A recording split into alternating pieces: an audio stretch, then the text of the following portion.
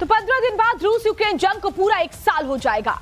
Ukraine के पास लड़ने के लिए अगर कुछ है तो वो है सिर्फ पश्चिमी देशों से मिलने वाले हथियार। जिस दिन हथियार मिलना बंद, यूक्रेन का खेल खत्म।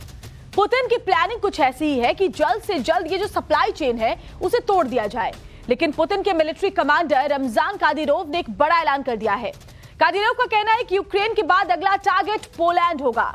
दूसरी तरफ पुतिन के पार्टनर बेलारूस ने भी इशारा कर दिया है कि पोलैंड का मिलिटराइजेशन बेलारूस की सुरक्षा के लिए खतरा है। बाल्टिक सागर में युद्ध की नई बिसात बिछ रही है। एक तरफ रूस और बेलारूस है तो दूसरी तरफ यूरोप के सभी देश हैं। बाल्टिक रीजन का हर देश आज की तारीख में रूस का दुश्मन है। स्वीडन और फिनलैंड को छोड़कर रूस के सभी पड़ोसी देश नाटो के मेंबर हैं। रूस के खिलाफ सालों से लामबंद हैं। हालांकि स्वीडन और फिनलैंड भी नेटो में शामिल होने के लिए साल भर से लाइन में लगे हैं। लेकिन इन सब के बीच जो सबसे बड़ा सवाल है, चलिए वो आपको बताते हैं। तो सवाल यह है कि क्या यूक्रेन के बाद पोलैंड पर रूस हमला करेगा। इसके अलावा सवाल यह भी कि क्या बेलारूस करेगा पोलैंड पर फुल स्केल अटैक, क्योंकि बेलारूस रूस का सहयोगी देश है जैसा कि आप जानते हैं। सवाल यह भी है कि पोलैंड ने 10 अरब डॉलर के हथियार क्यों खरीदे हैं। क्या पोलैंड को पहले से इस बात का अंदेशा है कि रूस और बेलारूस उस पर अटैक कर सकते हैं। रूस के खिलाफ बाल्टिक देशों की तैयारी क्या है, यह भी हम आगे आपको बताएंगे। और साथ ही सवाल यह भी है कि क्या बाल्टिक रीजन में नाटो का वॉर प्लान रेडी है। क्या अकेला रूस पूरे यूरोप से युद्ध का दम रखता है, यह भी सवाल है और इसका जवाब भी आगे तलाशेंगे। लेकिन जो बड़ी खबर आ रही है वो पहले आपको बताएं। चेचन वॉर लॉस का यूरोप को चैलेंज। यूक्रेन के बाद पोलैंड है टारगेट, कादिरोव ने कह दिया है। पोलैंड के बाद पूरे यूरोप पर हमला होगा। रमजान कादिरोव का यह कहना है कि यूरोप को नाजीबाद से आजादी दिलानी है। तो बड़ी खबर, पोलैंड टारगेट है। पोलैंड क्यों है टारगेट, ये भी हम आपको समझाएंगे। आखिर जो पोलैंड की ज्योग्राफिकल स्थिति है वो क्यों उसको अब अगला टारगेट बनाती है, ये आपको और बेहतर तरीके से मैप के जरिए भी हम बताएंगे। लेकिन पहले ये बड़ी खबर हम आपको बता रहे हैं, जहां चेचन कमांडर और वॉरलॉर्ड रमजान कादिरोव ने अपने टेलीग्राम चैनल पर यह बड़ी बात कही है कि पोलैंड के बाद पूरे यूरोप पर हमला होगा। रमजान कादिरोव चेचन हेड हैं। उन्होंने कौन कौन सी बड़ी बात कही हम आपको बता रहे हैं। यूक्रेन में ऑपरेशन खत्म करने के बाद रूस अगले देश को नाजियों से आजादी और डीमिलिटराइज करने के लिए आगे बढ़ेगा। कादिरोव इसके आगे कहते हैं कि आखिरकार नक्शे में यूक्रेन के बाद पोलैंड का ही नंबर आता है, यानी कि अगला टारगेट जो है वो पोलैंड है। मैं दुनिया से नहीं छिपाऊंगा, लेकिन मेरी मनोकामना यही है कि पोलैंड पर हमला किया जाए। मैं मानता हूं कि पूरे यूरोप में शैतानों के खिलाफ लड़ाई लड़नी चाहिए और सबसे पहले पोलैंड के खिलाफ। तो ये बड़ी खबर हम आपको बता रहे हैं, जहां रमजान कादिरोव जो है वो क्या बड़ी बातें कह रहे हैं वो हम आपको दिखा रहे हैं। और ये देखिए, उन्होंने साफ साफ कह दिया कि अगला जो टारगेट है वो पोलैंड है और मेरी मनोकामना है कि पोलैंड पर ही अगला जो अटैक है वो हो और पूरे यूरोप में शैतानों के खिलाफ लड़ाई लड़नी चाहिए और सबसे पहले पोलैंड के खिलाफ लड़नी चाहिए। यूरोप को नाजीवाद से आजादी दिलानी है। ऐसे में क्या पोलैंड ही अब अगला टारगेट होगा? क्या यूक्रेन के बाद जो अगला टारगेट होगा, अगला अटैक होगा वो पोलैंड के ऊपर होगा? यूक्रेन में ऑपरेशन जल्द खत्म करने का ऐलान कर रहे हैं और इसके अलावा ये भी कह रहे हैं कि रूस अगले देश को नाजियों से आजादी और डिमिलिटराइज करने के लिए आगे बढ़ेगा।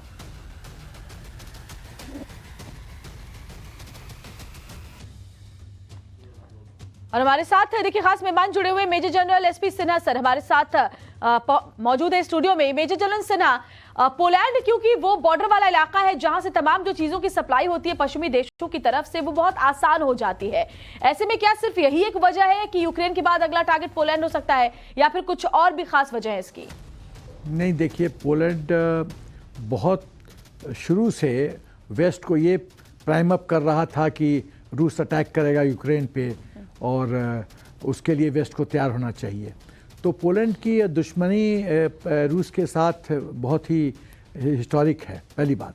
दूसरी बात जो है कि पोलैंड एक सप्लाई रूट का, सप्लाई चेन का बहुत महत्वपूर्ण मार्ग है और वेस्ट के जितने मिलिट्री इक्विपमेंट जो यूक्रेन आ रहे हैं वो पोलैंड के माध्यम से आ रहे हैं। तीसरी बात कि रूस ईस्टर्न फ्रंट में तो सिक्योर कर लिया है। जपोरोजिया की बात कीजिए, आपको खारसोन की बात कीजिए, डोनेट्स्क की बात कीजिए, लुहांस्क की बात कीजिए, वो तो वोटिंग करा के उसने ऑफिशियली रूस में मिला लिया है।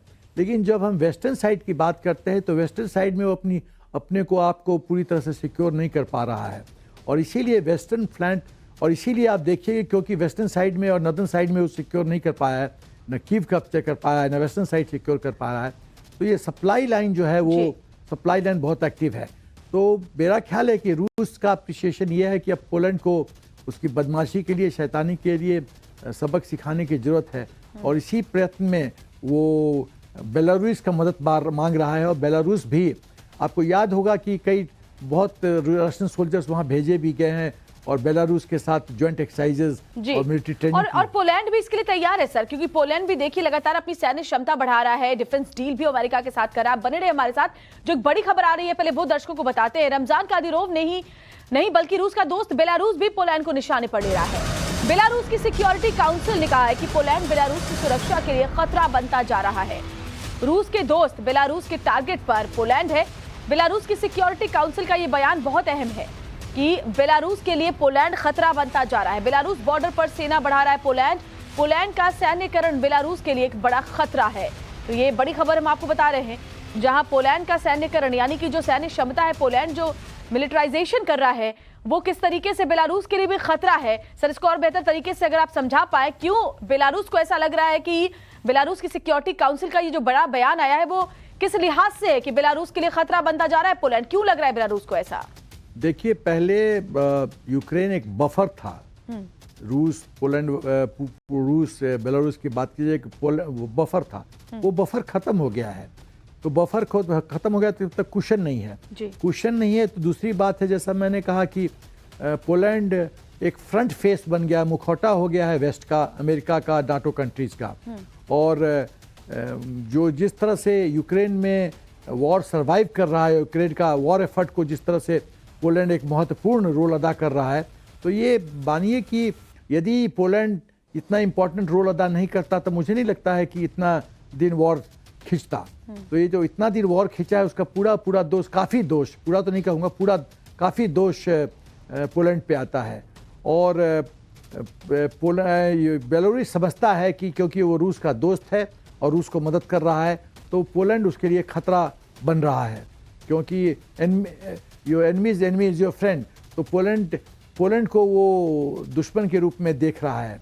और दूसरी बात है कि जिस तरह से पोलैंड अपने आप को मिलिटराइज कर रहा है, अपनी डिफेंस कैपेबिलिटी क्षमता में इजाफा ला रहा है, वो इस बात का भी द्योतक है कि Poland military appreciation, threat perception उसका बहुत क्लियर है कि निकटतम भविष्य में हो सकता है कि रूस और बेलारूस उसके लिए युद्ध की स्थिति लाएं और उस पर अटैक करें। लेकिन अटैक करना इतना आसान नहीं होगा, क्योंकि पोलैंड नाटो का मेंबर है और नाटो का जो आर्टिकल 5, आर्टिकल 6 है, उसके तहत ये बहुत साफ है कि किसी भी एक देश पे अटैक होगा तो ये बाकी नाटो के पूरे 30 देशों पे अटैक माना जाएगा। तो क्या ऐसी जोखिम रूस और बेलारूस और क्या रूस इसके लिए दम रखता है कि वो तमाम यूरोपियन कंट्री से नाटो मेंबर्स के साथ एक साथ जो गलती हिटलर ने किया, नेपोलियन ने किया, वो एडिशनल फ्रंट खोलना बहुत कष्ट हो जाएगा। बिल्कुल सर, बने रहे आप हमारे साथ। अपने दर्शकों को थोड़ा और बेहतर तरीके से समझाने के लिए ज्योग्राफिकल मैप के जरिए ये बताने की कोशिश करते हैं कि आखिर बेलारूस को पोलैंड से खतरा क्यों नजर आ रहा है। और इसका अगर कारण समझे तो सबसे पहला कारण तो यह है कि बेलारूस और रूस पोलैंड पर अटैक के लिए बहाना ढूंढ रहे हैं। दूसरा कारण क्या है? दूसरा कारण यह है कि पोलैंड ही वो देश है जहां से यूक्रेन को हथियारों की सप्लाई होती है, और इसीलिए पोलैंड जो है वो टारगेट पर है। देखिए, नक्शे के जरिए हम आपको समझा रहे हैं। ये नक्शा देखिए, ये बेलारूस हम आपको दिखा रहे हैं, जो लाल आप घेरे में देख रहे हैं, और बेलारूस के पड़ोस में ही है पोलैंड। ये देखिए, बेलारूस और उसके पड़ोस में है पोलैंड, और बेलारूस के पश्चिम की तरफ है लातविया और लिथुआनिया। ये अगर आप देख सकते हैं, पश्चिम की तरफ लातविया आपको दिख रहा है, लिथुआनिया आपको दिख रहा है। तो ये जो मैप है वो हम आपको दिखा रहे हैं। तो ये देखिए, ये जो पूरा का पूरा मैप है, अगर मैं आपको और बेहतर तरीके से समझाने की कोशिश करूं, बेलारूस करेगा क्या पोलैंड पर हमला, इसको इस तरीके से समझिए कि देखिए ये बेलारूस है जैसा कि मैं आपको दिखा रहे हैं, और ये देखिए पोलैंड है। इसके अलावा जो ऊपर हम आपको दिखा रहे हैं ये लातविया है, और लातविया के साथ साथ आप देख रहे हैं जहां लिथुआनिया भी आपको दिखाई दे रहा है। दरअसल लातविया और लिथुआनिया दोनों बाल्टिक देश और नाटो के मेंबर है। और इसके अलावा आप और बेहतर तरीके से समझे कि पूर्व की तरफ है यूक्रेन और रूस, जो हम आपको दिखा रहे हैं ये यूक्रेन और रूस बेलारूस से पूर्व की तरफ है। इसके अलावा इस तरह से जो पूरा जो बेलारूस है, आप ये देखिए लैंड लॉक है। लैंड लॉक का क्या मतलब होता है? चारों तरफ इसकी जो लॉक कंट्रीज है उससे वो घिरा हुआ है। ये बीच में बेलारूस है और चारों तरफ इसके लैंड लॉक है, और तीनों दिशाओं में ये दुश्मन से घिरा हुआ है। पोलैंड से 400 किलोमीटर का जो बॉर्डर है वो बेलारूस से शेयर करता है। ये अगर आप इधर देखें, ये जो बेलारूस और पोलैंड का जो बॉर्डर है वो 400 किलोमीटर का जो बॉर्डर है वो शेयर करता है, जबकि लिथुआनिया से 678 किलोमीटर और लातविया से कितना 172 किलोमीटर का जो बॉर्डर है वो शेयर करता है। ये सब कुछ हम आपको देखिए बेहतर तरीके से समझा रहे हैं। बेलारूस पोलैंड का 400 किलोमीटर का बॉर्डर शेयर करता है, बेलारूस लातविया 172 किलोमीटर और बेलारूस लिथुआनिया 678। और अब बेलारूस की सिक्योरिटी काउंसिल में भी ये चर्चा उठी कि ये दोनों जो देश हैं, बाल्टिक देश, पूरे बॉर्डर पर 5 मीटर मोटी फेंसिंग कर रहे हैं, यानी बेलारूस से बॉर्डर टोटल लॉक। बेलारूस ने यह भी दावा किया है कि बाल्टिक देश यूक्रेन से भागे प्रवासियों को बेलारूस की सीमा में फेंक रहे हैं। उनमें से कुछ तो अधमरे होते हैं या बहुत सारे प्रवासियों की डेड बॉडीज बेलारूस की सीमाओं में फेंक दिया जाता है। तो ये बेहतर तरीके से इस मैप को देखकर के आपको अब तक समझ में आ गया होगा कि जो लैंड लॉक है पूरा बेलारूस का चारों तरफ से, वो कैसे दुश्मनों से घिरा हुआ, और यही वजह है कि बेलारूस भी पोलैंड के ऊपर अटैक कर सकता है।